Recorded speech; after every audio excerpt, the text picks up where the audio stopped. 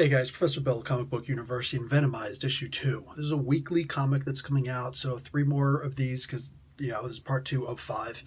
And basically, on the surface, all this is a big smorgasbord of beatdowns of, this plan where these poisons come and they throw Clintar symbiotes at people, and after they get fully bonded, which is like, 24 hours later, maybe not even.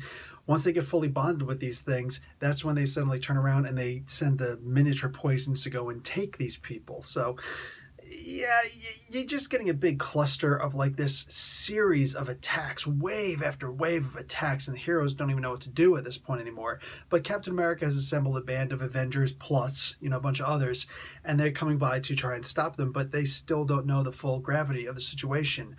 The X-Men Blue original team lands along with Venom, and they're trying to help out as best they can. The problem is they come face to face with Spider-Man, Peter Parker, who's got a symbiote, and he's, consistently written as the least mature person going. Like Sam Alexander is like a PhD in philosophy compared to Peter Parker.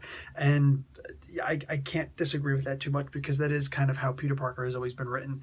Anyway, he's more likely to punch first and make a sharp quip rather than actually listen to something. So Peter Parker himself is actually causing the research to, and the information session to get this information out to be stymied in a major way. So the Venom comes up with the idea after Magneto stifles them.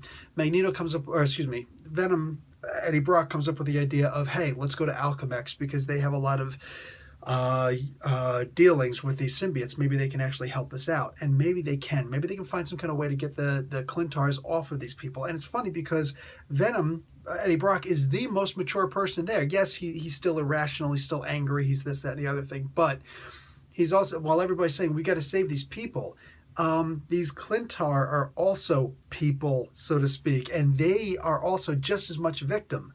And he's the only one who's really thinking about them. And of course, Peter Parker's like, ew, they're yucky. Let's just kill them. Who cares if they die? Kind of unacceptable. So when Anti-Venom shows up and they start thinking, oh, we got to peel these things off and potentially kill them so we can save the host body, that's really just not cool, man. Neither of these two were willing participants. So I really hope that this ends with a huge moral message to Spider-Man of all people, but everybody else as well. And I don't expect Peter Parker to really get it. He's just not the type who can be talked to. You know what I'm saying? I mean, maybe once upon a time Captain America could talk to him, but not after Civil War.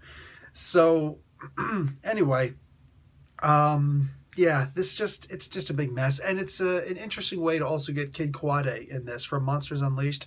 I actually don't know if that comic has continued or not. I don't know if the sales were any good on that or not, but I do believe that Cullen Bunn took that over also. Like he's taken over everything else. Oh my God, he's going to change his middle name to Marvel. He's really going to take over everything.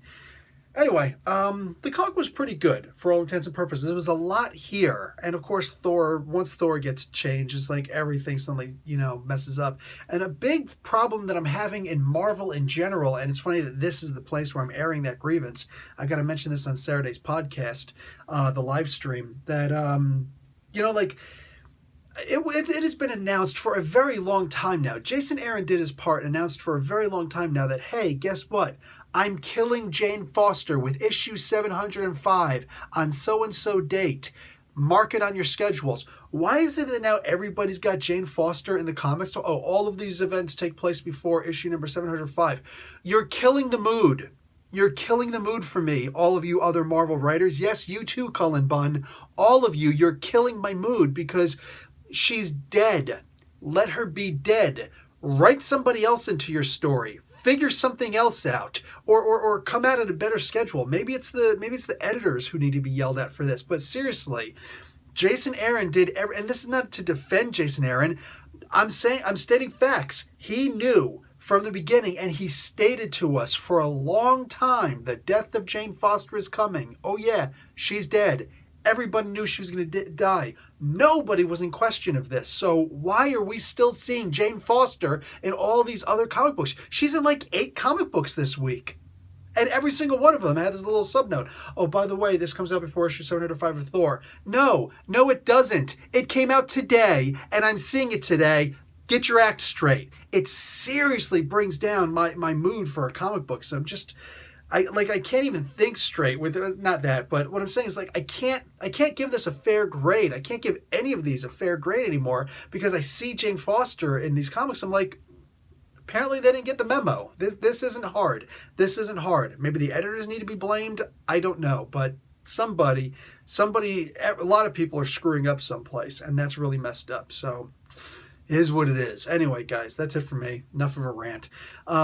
It's still a good comic. Just Jane Foster doesn't need to be here. All right, guys. Professor Bill, Comic Book University. Class dismissed.